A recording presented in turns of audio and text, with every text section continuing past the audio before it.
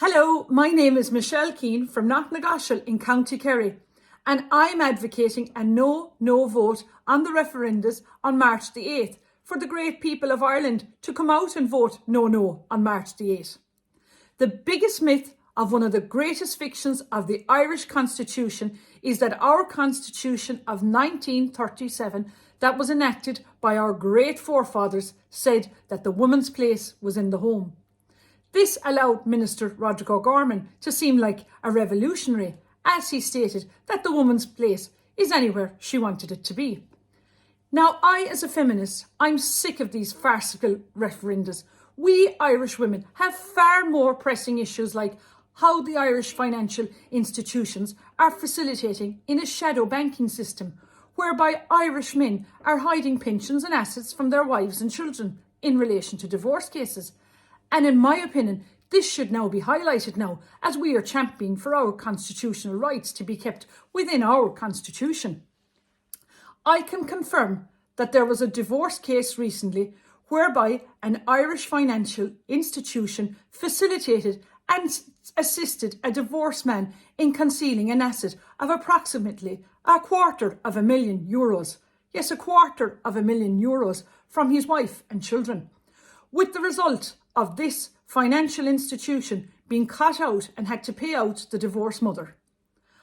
I am now led to believe that the Gardaí in Dublin have launched an investigation into this financial institution, into how, in my opinion, this fraudulent behaviour of shadow banking system was ever allowed to operate like this in the first place. Minister for Justice, Miss Helen McEntee, is aware of this case of fraudulent Irish financial shadow banking, so it will be very interesting now to see what she does to stop this culture.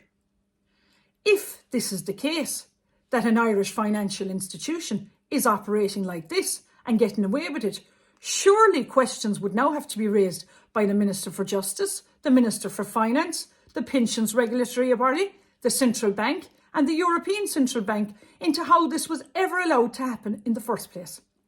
In my opinion, this would be enough to collapse and expose the Irish financial systems in Ireland and bring these financial institutions who are practicing this shadow banking system to justice and create systems in place to allow this type of fraud not to ever continue again in relation to Irish divorces where they're concerned. In the week that's been, I have now every confidence that the Dublin Gardaí will get to the bottom of this and bring these financial institutions who are operating within the shadow banking system to justice. But look now, lads, that's a topic for another day. Were you aware that Enoch Burke has now been in prison for 276 days, costing the Irish taxpayer €189 a day, a total of in excess of €50,000 to keep him locked up for his constitutional rights in what he believes in? Nowhere in the Irish Constitution have I read that a teacher in Ireland is required by law to address a student by a different pronoun and to accept transgenderism. In my opinion, Enoch Burke is not a criminal and should be released immediately. We are now in a period of humanitarian crisis in Ireland, in Irish history, with a significant hostility now encroaching in our island towards immigrants and those that are on the protection process, whereby now Roderick O'Gorman's department have just finally admitted that despite several attempts to provide accommodation to all the international protection applicants due here, there is now a severe shortage of accommodation with no solution from Minister O'Gorman or the government in sight in how to resolve this matter. Did you know that in the last few days, a gentleman who claims he's a Sudanese national had been jailed in Clover Hill for 2 months for breaking immigration laws by turning up to Dublin Airport without a passport identification or travel documents? He was arrested and charged with offences under the Immigration Act 11 and 12 and locked up for 2 months, costing us again, the Irish taxpayers, in excess of €11,340.